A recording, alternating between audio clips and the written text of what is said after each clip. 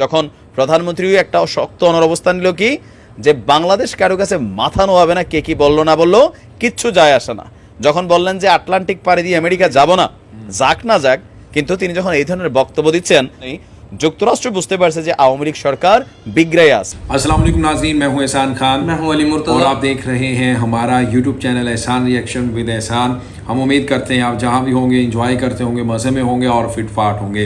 Viewers, Bangladesh के एक बहुत ही फेमस जर्नलिस्ट हैं, यूट्यूबर हैं, और उनकी हमारे पास वीडियो है। वो भी ये बात करते हुए नज़र आ रहे हैं कि जनाब बांग्लादेश की प्राइम मिनिस्टर ने जिस तरह से धो डाला है और इनकार किया अमेरिका को, अब अमेरिका भी बांग्लादेश के आगे घुटने टेक गया है, यानी उसने भी अपना रास्ता बदल लिया है। क्योंकि आपको पता है उसने कहा था कि जब ये नेवल बेस दें साइन टापू पे जी, और मार्टिन टापू। हाँ, लेकिन बांग्लादेश ने कहा नहीं हम देंगे, हम वो कहता है जी हम आपके ऊपर सैंक्शंस लगाएंगे, वीज़ा नहीं देंगे, पता नहीं क्या कुछ। लेकिन बांग्लादेश ने कहा ठीक है भाई, आपने जो करना है वो कर लो, हमने तो वो करना है जो हमें ठीक लगे। बिल्कुल सही, यानी इस तरह से वाजे जो पॉलिसी है ली और बड़ा ब्रेव डिसीजन लिया prime minister of Bangladesh Sheikh Hasina ji ने। खैर, अब उसके ऊपर वो बात करते हुए बड़े ही अच्छी तरह से उसको एक्सप्लेन कर रहे हैं और बता रहे हैं कि अब इस तरह से तो आंखें प्यूटन जो प्रेसिडेंट हैं उसके रशिया के, उसने नहीं दिखाए, और शी जिनपिंग जो प्रेसिडेंट हैं चाइना के, उसने कभी इस तरह से एग्रेसिवली बात नहीं की थी अमेरिका से। लेकिन अब अमेरिका डर गया है, वो कह रहा है कभी ये जनाब चाइना और रशिया के पक्ष में बांग्लादेश ना चला जाए, यानी उनकी लॉबी का हिस्सा ना बन जाए, तो इसलिए अब बड़ी बड़ी ऑफरें करानी शुरू बिल्कुल। और बांग्लादेश से वो डर गया है बेसिकली कि कहीं बांग्लादेश उनके साथ ना मिल जाए और हमारा नुकसान हो जाएगा। और बांग्लादेश को ये समझ गए हैं वो कि बांग्लादेश डराने से धमकाने से नहीं बाज आएगा। अच्छा, वो अब क्या बता के क्या कह रहे हैं कि हम सिक्योरिटी में भी इन्वेस्टमेंट करते हैं, और कह रहे हैं कि रैप फोर्सेस जिसके ऊपर सैंक्शन लगाई थी अमेरिका ने लगाई थी, उसके साथ भी कॉर्पोरेशन के साथ काम करने के लिए तैयार है। यानी यहाँ तक अब अमेरिका आ गया है। ये तो मैं समझता हूँ कि जिस तरह से शेख हसीना की हुकूमत ने बड़े डिसीजन लिए, धोया उसको, ब्रेव लीडर है, और जिस तरह से मैं कहता हूँ कि एब्सोल्युटली नॉट इमरान खान की तरह, बिल्कुल उसी तरह मैं समझता हूँ कि जनाब ये शेख हसीना ने भी, क्योंकि अवाम उसके साथ, बिल्कुल अवाम उसको डर की जरूरत ही नहीं, उसको नहीं। किसी चीज का खौफ है ही नहीं, और उसका मुल्क तरक्की कर रहा है, उसकी इकॉनमी बेहतर है, फास्टेस्ट ग्रोइंग इकॉनमी है, उसकी एक्सपोर्ट्स हो रही है, दुनिया हर मुल्क में उसकी एक्सपोर्ट्स जा रही है। बांग्लादेश तो वो अकेले अमेरिका, हाँ बिल्कुल, अब अकेले अमेरिका की पाबंदी का या सैंक्शंस का उससे क्या असर, कोई असर नहीं पड़ने वाला, चाहे वो सुपर पावर हो या कोई और हो। तो इसके ऊपर हमारे पास वीडियो है, बगैर किसी इंतजार के पहले वीडियो देखते हैं। वीडियो को देखने से पहले अगर अभी तक आपने हमारे यूट्यूब चैनल एहसान रिएक्शन को सब्सक्राइब नहीं किया तो इसे जल्दी से सब्सक्राइब करें, बेल आइकन में प्रेस कर दें, वीडियो को लाइक जरूर किया करें, कमेंट सेक्शन में अपनी फीडबैक से भी हमें आगाह किया करें। वीडियो देखते हैं पहले 3, 2, 1 एंड क्यू। আসসালামু আলাইকুম, আমি নাইম দক্ষিণ কোরিয়া থেকে। দর্শক, বাংলাদেশের প্রধানমন্ত্রী শেখ হাসিনা সম্পর্কে পশ্চিমা বিশ্বে একটা প্রবাদ বাক্য আছে, আয়রন লেডি। আপনারা জানেন যে বিশ্বের ক্ষমতাধর নারী নেতৃত্বের যেই জায়গাগুলো আছে সেখানে ওয়ান অফ দ্য টপেস্ট পজিশনগুলোতেই অবস্থান করছেন প্রধানমন্ত্রী শেখ হাসিনা। বেসিক্যালি ওনার যেই কি বলা যায় সাহসী বক্তব্য বা অবস্থান, সেটার জন্য যে যাই বলেন এই জিনিসটা কিন্তু ক্লিয়ার। তো 2024-এর জাতীয় নির্বাচন নিয়ে মার্কিন যে ভিসা নীতি প্রণয়ন হয়েছে সেটাকে মুখে মুখে আওয়ামী লীগ স্বাগত জানালেও বিষয়টা নিয়ে কিন্তু যথেষ্ট চটে আছেন আমাদের প্রধানমন্ত্রী বা আওয়ামী লীগের এমপি মন্ত্রীরা।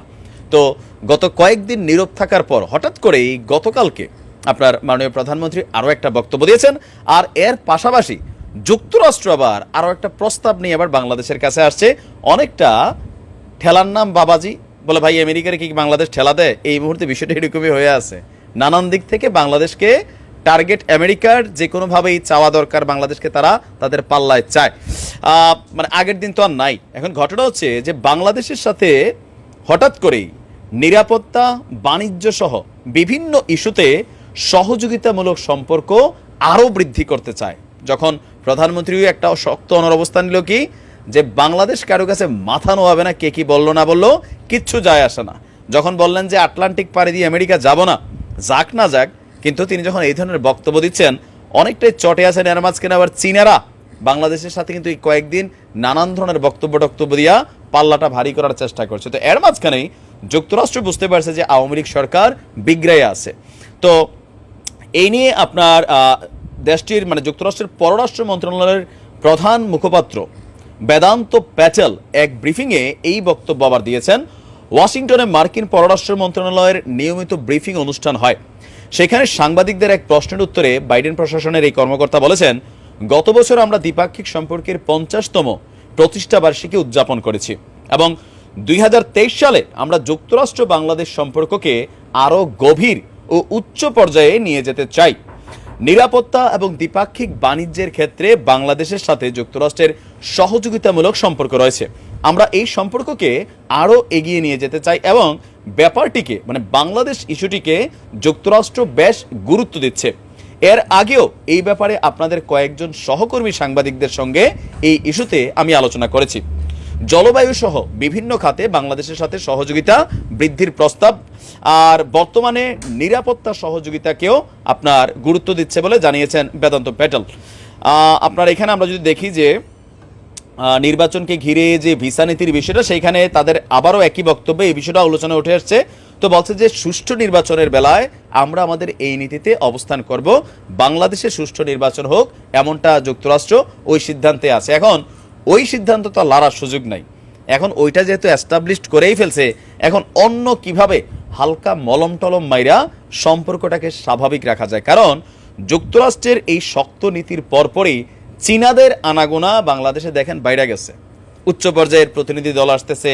তারপরে বাংলাদেশ যখন ঘোষণা দিছে যে পদ্মা সেতুর বিরাট আরেকটা নতুন দ্বিতীয় পদ্মা সেতু হবে, মেট্রো রেলের আরও কিছু প্রকল্প আসছে। তো এই প্রকল্পগুলোতে বেসিক্যালি বিনিয়োগ বা আরও বিভিন্ন সেক্টর, এনার্জি সেক্টর, এগুলোতে কিন্তু যুক্তরাষ্ট্র এখন বিনিয়োগ করতে চায় বাংলাদেশে। কারণ বাংলাদেশের মার্কেটটা যত সস্তা, পৃথিবীতে খুব কম জায়গাতে আছে যে কোয়ালিফাইড জিনিসগুলা তৈরি করা যায়। আবার ধরেন আমাদের পোশাক শিল্প খাত, যুক্তরাষ্ট্রের মার্কেটটার একটা বিশাল শক্ত অংশ বাংলাদেশের নামি দামি ব্র্যান্ড। तो व्यूअर्स आपने ये वीडियो देखी और किस तरह से जनाब ये बता रहे हैं और बात कर रहे हैं। अब देखिए ना, जो prime minister of Bangladesh Sheikh Hasina है, अब वो खुल खला के सामने आ गई। अब उनको डर नहीं होना चाहिए, उसके ऊपर खौफ नहीं होना चाहिए। यही वजह है कि अब अमेरिका ने घुटने टेक दिए हैं और यही वजह है कि जनाब अब दुनिया उनकी तारीफ कर रही है।